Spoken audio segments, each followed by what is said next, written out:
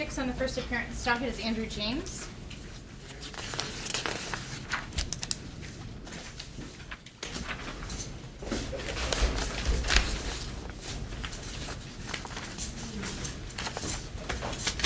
What's your name? Andrew John James? Yes. First name spelled A-N-D-R-E-W? Yes. Middle name J-O-H-N? Yes. And last name J-A-M-E-S? Yes. And your date of birth? 5/24/90. Thank you. First appearance this morning on charges of attempt to elude and theft in the third degree. Mr. James, you have the right to remain silent. Anything you say can and will be used against you. You have the right to a jury trial on the charges that are brought. And you have the right to an attorney. Do you have your own attorney at this time? No. You do qualify for court appointed. Would you like me to appoint one? Yes, Your Honor. All right, let's appoint Gerald Ware. He's going to come forward while I review probable cause.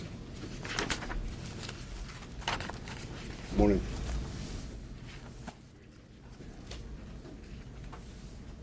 It's like theft 3 and attempt to elude. Probable cause established. Position on release. Here, the state's requesting $25,000 bail plus conditions. It does appear that he has a criminal history out of the state of Oregon as well as Washington. Most recent conviction looks like is from 2011 and attempted delivery of meth from the state of Oregon. Of note, however, is amongst other felonies is a bail jump conviction from 2008, having bearing on his propensity for reappearance in this case. Supervised release wasn't able to verify any reference or residence information. Based on the nature of the allegations, the state would submit the $25,000 bail as appropriate.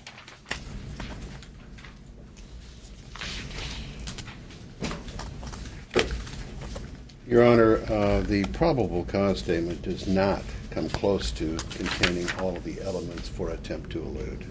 I would invite the court to review it. Say that again.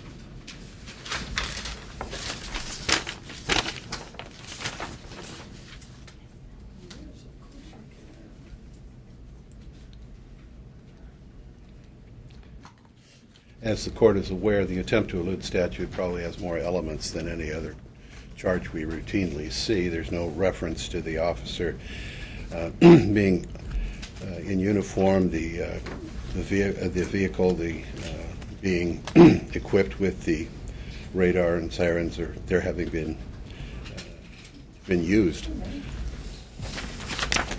I guess I'm a little confused, Your Honor, because it does indicate in the probable cause statement that the officer told the defendant's vehicle to stop when he was attempting to stop the vehicle in a marked patrol vehicle with lights and sirens activated.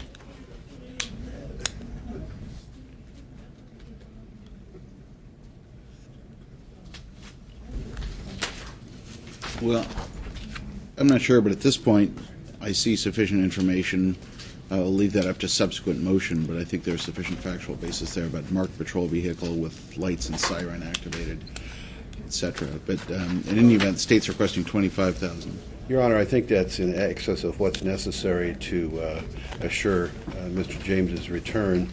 I heard the prosecutor indicate that this is a bail jump conviction in the past. I don't think that is the only consideration the court necessarily needs to make. I think for the charge that has been made, which essentially was a gross misdemeanor theft with the matter that we've just discussed following it, I think that the appropriate bail would be more in the neighborhood of $10,000 rather than $25,000.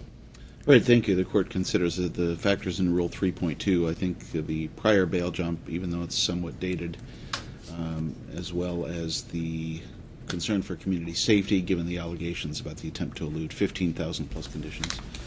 We'll set to October 14 at 9 a.m. for your arraignment. That'll be your next court hearing, sir. Item number 12 on the first appearance Let's talk. docket is